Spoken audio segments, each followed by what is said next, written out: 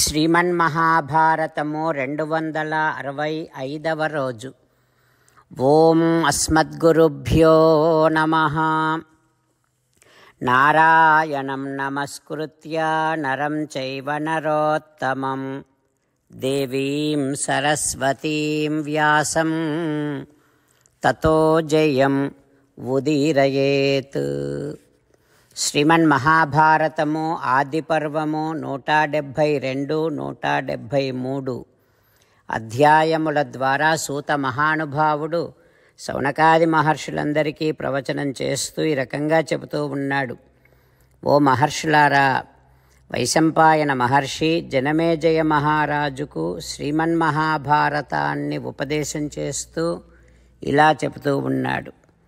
ఓ రాజా, అంగారపర్ణుడు అనేటటువంటి గంధర్వుడు అర్జునునికి సంవరణ మహారాజు తపతి ఆ దంపతుల యొక్క వృత్తాంతాన్నంతటినీ చెప్పి, ఓ అర్జున, సంవరణుడు కురువంశానికి చెందినటువంటి వాడు, అతని భార్య తపతి కనుక నిన్ను కూడా నేను తాపత్య అని సంబోధించాను. అయితే కురువంశములో మీరందరూ పుట్టారు కనుక మీరందరూ కౌరవులే. అంతేకాకుండా భారతాహ భరతర్షభ, మీరంతా భరత వంశానికి చెందినటువంటి వారు కనుక మీరందరూ భారతులయ్యారు.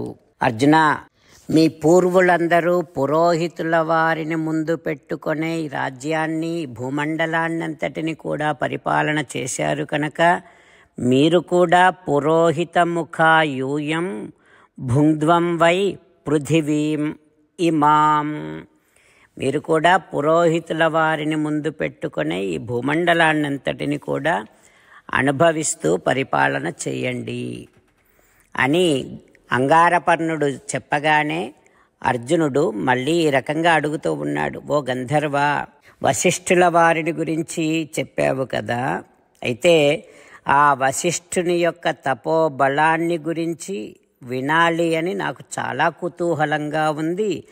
ఆ మహర్షికి ఆ పేరెట్లా వచ్చింది, ఆ మహర్షి యొక్క వైభవాన్ని అంతటిని కూడా నాకు చెప్పవా అని అర్జునుడు అడగగానే అంగారపర్ణుడు అనే గంధర్వుడు మళ్ళీ ఈ రకంగా చెబుతూ ఉన్నాడు. అర్జున, బ్రహ్మణో మానసః పుత్రః వశిష్ఠః అరుంధతీపతి. వశిష్ఠుడు బ్రహ్మమానస పుత్రుడు, అరుంధతికి భర్త. అయితే దేవతలకు కూడా జయింపరానటువంటి కామక్రోధాదులను తన తపస్సుతో జయించినటువంటి వాడు వశిష్ఠుడు. కామక్రోధావుభౌ యస్య చరణౌ సంవవాహతు. కామక్రోధాదులు శాశ్వతంగా ఆ వశిష్ఠుల వారి పాదసేవ చేస్తూ ఉంటాయి. అంత బాగా వాటిని జయించినటువంటి వాడు వశిష్ఠుడు. అందుకనే ఇంద్రియాణం వశకరః వశిష్ఠ ఇతి చ ఉచ్యతే. ఇంద్రియములను తన వశములో పెట్టుకున్నాడు కనుక, కామక్రోధాదులను జయించాడు కనుక అతనికి పేరు వశిష్ఠుడు అని వచ్చింది. అర్జున, విశ్వామిత్రుడు చేసినటువంటి అపరాధము వలన తీవ్రమైన కోపము వచ్చినా ఆ వశిష్ఠుడు ఉదారబుద్ధి కలిగినటువంటి వాడు కనుక ఆ విశ్వామిత్రుడి యొక్క వంశాన్ని నశింపచేయలేదు. విశ్వామిత్రుడు తన కుమారులను సంహరించినా దానికి ప్రతీకారము చేయగలిగిన శక్తి ఉండి కూడా వశిష్ఠుల వారు ఎటువంటి ఘోర కృత్యాలు చేయలేదు. చనిపోయినటువంటి తన కుమారులను యమసదనము నుండి తీసుకొని రాగలిగిన శక్తి కలవాడైనా సరే వశిష్ఠుల వారు సముద్రము హద్దును అతిక్రమించినట్టుగానే ఆ వశిష్ఠుల వారు కూడా యమధర్మరాజు యొక్క శాసనాన్ని, ధర్మాన్ని తాను ఏనాడూ ఉల్లంఘించలేదు, అతిక్రమించలేదు. అంత గొప్పవాడు వశిష్ఠుడు. అట్లాంటి వశిష్ఠుల వారిని పురోహితునిగా ముందు పెట్టుకొనే మీ ఇక్ష్వాకు రాజులందరూ ఈ భూమిని పరిపాలించారు. అర్జున, ఆ రాజులు ఈ వశిష్ఠుల వారిని పురోహితునిగా ముందు పెట్టుకొనే ఎన్నో యజ్ఞాలు చేశారు. బృహస్పతి దేవతలతోని యజ్ఞములు చేయించినట్టుగానే ఈ పురోహితులైనటువంటి వశిష్ఠుల వారు మీ పూర్వీకులతోని ఎన్నో యజ్ఞాలు చేయించాడు.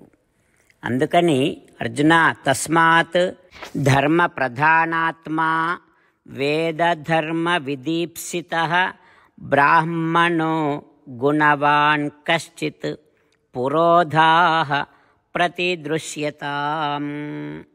అందుకని నువ్వు కూడా పురోహితుడిని ఏర్పాటు చేసుకో. ఎట్లాంటి పురోహితుడు? ధర్మానికి ప్రాధాన్యం ఇచ్చేటటువంటి పురోహితుడు, వేద ధర్మాన్ని తెలుసుకున్నటువంటి పురోహితుడు, గుణవంతుడైనటువంటి పురోహితుడు. అట్లాంటి పురోహితుడిని ఏర్పాటు చేసుకో. ఓ పార్థ, క్షత్రియేణ అభిజాతేన పృథివీం జేతుమిచ్చత. ఈ భూమండలాన్నంతటిని కూడా జయించాలి అనుకునేటటువంటి ఏ క్షత్రియుడైనా సరే పూర్వం పురోహిత కార్య పార్థ రాజ్యాభివృద్ధయే. ఏ క్షత్రియుడైనా సరే తను భూమండలాన్ని జయించాలి అని అనుకుంటే కనుక పురోహితుణ్ణి ముందర పెట్టుకోవలసిందే. అందుకని అర్జున, ఇంద్రియ నిగ్రహము కలిగినటువంటి, మంచి గుణములు కలిగినటువంటి, వేద ధర్మాన్ని తెలిసినటువంటి, ధర్మ కామార్థములను గురించి బాగా తెలిసినటువంటి ఒక బ్రాహ్మణుడిని, ఒక పురోహితుడిని నువ్వు ఏర్పాటు చేసుకో, ఎవరినైనా ఏర్పాటు చేసుకో అంటూ గంధర్వుడు అంగారపర్ణుడు అర్జునుడితో చెబుతూ ఉన్నాడు. ఆ తర్వాత ఏం జరుగుతుందో రేపు తెలుసుకుందాం. జై శ్రీమన్నారాయణ, జై శ్రీమన్నారాయణ. అమ్మా నాన్నలకు సాష్టాంగ నమస్కారం చేద్దాం. మన ఆచార్యవర్యుల శ్రీచరణారవిందములకు సాష్టాంగ నమస్కారం చేద్దాం. శ్రీ వేదవ్యాస మహర్షుల వారి దివ్య పాదారవిందములకు సాష్టాంగ నమస్కారం చేద్దాం. శ్రీ విఘ్నేశ్వర స్వామి వారి శ్రీచరణారవిందములకు సాష్టాంగ నమస్కారం చేద్దాం. శ్రీమన్మహాభారత గ్రంథరాజమునకు శిరస్సు వంచి నమస్కరిద్దాం. శ్రీకృష్ణ భగవానుని శ్రీచరణారవిందములకు సాష్టాంగ నమస్కారం చేద్దాం. మన హృదయ మందిరములోనే అంతర్యామిగా వేంచేసి ఉన్నటువంటి శ్రీమన్నారాయణుడిని సేవిస్తూ మనని మనము స్వామికి సమర్పించుకుంటున్నామనే భావనాపూర్వకముగా సాష్టాంగ నమస్కారము చేస్తూ స్వామి నామ సంకీర్తన చేద్దాం. శ్రీమన్నారాయణ నారాయణ నారాయణ, శ్రీమన్నారాయణ నారాయణ నారాయణ. శ్రీమన్నారాయణుడే శ్రీకృష్ణ భగవానుడిగా వచ్చి మనందరికీ భగవద్గీతను ఇచ్చి మనందరినీ ఒక 8 పనులు చేయమని చెబుతూ ఉన్నాడు. అందుకని భగవన్ తప్పకుండా చేస్తామంటూ మనం ప్రతిరోజు ఈ రకంగా మాట ఇద్దాం. హో శ్రీమన్నారాయణ, కరిష్యే వచనం తవ. సర్వం శ్రీకృష్ణార్పణమస్తు. జై శ్రీమన్నారాయణ. జై శ్రీమన్నారాయణ. భక్తులకు ప్రత్యేకమైనటువంటి విజ్ఞాపన. మీకు అన్ని విషయాలలో వెంటనే మంచి ఫలితాలు రావాలి అనంటే ప్రతిరోజు 1 నిమిషం వెచ్చించి నారాయణాస్త్రాన్ని చదవండి. ఇక మీకు తిరిగే ఉండదు. నారాయణాస్త్రాన్ని పొందడానికి మీరేం చేయాలంటే నారాయణాస్త్రం అనే వెబ్సైట్కి వెళ్ళి మీ పేరు, మీ ఈమెయిల్ ఇస్తే మీ ఈమెయిల్కి నారాయణాస్త్రం PDF వస్తుంది. అందులో ఒక రామాయణ శ్లోకం, ఒక గీతా శ్లోకం, ఒక విష్ణునామం ఉంటాయి. ఆ 3 కలిపి నారాయణాస్త్రం అంటాం. ప్రతి ఒక్కరికి వేరువేరు శ్లోకాలను ఇస్తున్నాం. ఆ రకంగా ఎవరి శ్లోకాన్ని వారు ప్రతిరోజు తప్పనిసరిగా చదవటం వలన ప్రతిరోజు ప్రతి 24,000 భక్తులతో ఒకసారి సంపూర్ణ రామాయణ పారాయణ, 33 సార్లు శ్రీమద్ భగవద్గీత పారాయణ, 24 సార్లు శ్రీ విష్ణు సహస్రనామ స్తోత్ర పారాయణ జరుగుతుంది. ప్రతి ఒక్కరికి అంతటి విశేష ఫలితము ప్రతిరోజు లభిస్తుంది. అందుకని మీరు, మీ కుటుంబ సభ్యులు అందరూ ఒక్కొక్కరు ఒక్కొక్క నారాయణాస్త్రాన్ని వెంటనే పొందండి. జై శ్రీమన్నారాయణ. శ్రీమద్భగవద్గీత సారాంశముగా 18వ అధ్యాయములో 65 నుంచి 69 శ్లోకముల ద్వారా శ్రీకృష్ణ భగవానుడు మనందరినీ ఒక 8 పనులు చేయమని చెబుతూ పరమాత్మ ఈ రకంగా అంటూ ఉన్నాడు. ఎవరెవరైతే నేను చెప్పిన ఈ 8 పనులు చేస్తారో వారందరూ నాకు చాలా ఇష్టమైన వారవుతారు.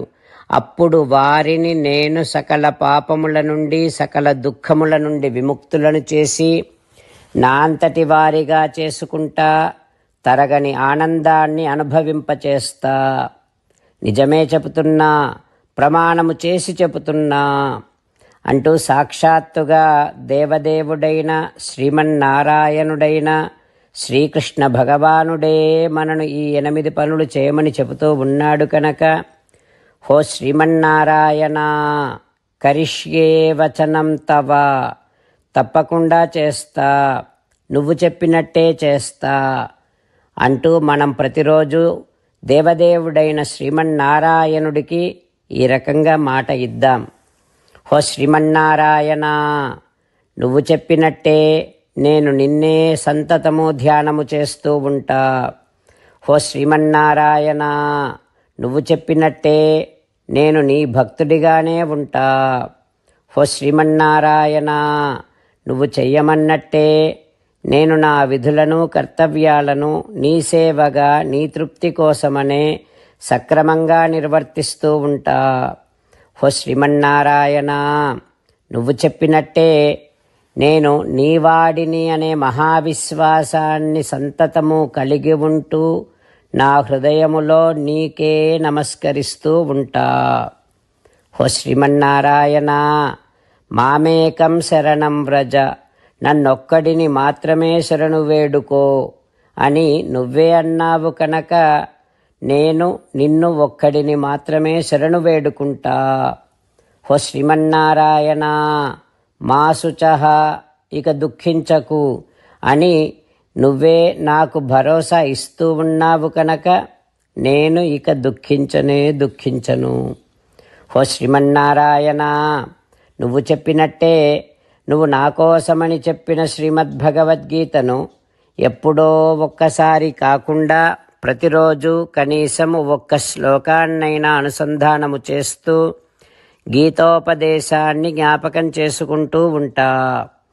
హో శ్రీమన్నారాయణ, నువ్వు చెప్పినట్టే నువ్వందరి కోసమని చెప్పిన శ్రీమద్భగవద్గీతను తెలియని భక్తులందరికీ తెలియచేసే నా వంతు ప్రయత్నాన్ని నిరంతరము కొనసాగిస్తూనే ఉంటా.